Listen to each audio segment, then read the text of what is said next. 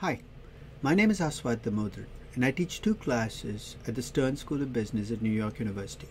One of those classes is valuation, but the other is a class called corporate finance. And since that's the topic of this session, I thought I'd talk a little bit about what corporate finance is all about. First, the word corporate suggests it's really for corporations, but that's not the case. Corporate finance looks at any decision that involves the use of money. It's really laying out the first principles, at least from a finance perspective, on how to run a business. Broadly speaking, there are three big decisions that every business, small or large, public or private, emerging market or developed market, has to make. The first is where to invest your money.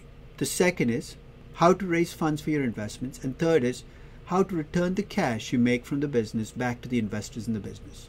The first principle is called the investment principle, the second is the financing principle, and the third is the dividend principle. Using real businesses as my examples, real companies, I hope to illustrate those three principles. And put simply, here's what I'd like companies to do.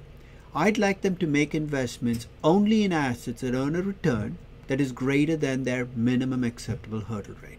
That hurdle rate, of course, should be higher for riskier businesses and lower for safer businesses. I'd like businesses to go out and raise the right amount of debt and equity for what fits them. And that's key. There is no one mix that's right for every company. There's a mix that's right for your company. And third, I'd like to talk about how much cash a business should return to its investors and when, the dividend principle.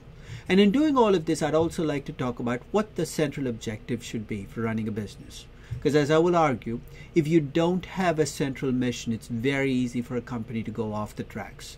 I think corporate finance is a fundamental building block for everything else we do in finance.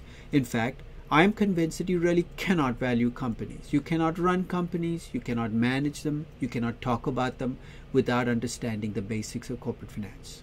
And I also think corporate finance is an incredible amount of fun to talk about, and I hope to bring that through in this session. I hope to see you there. Take care.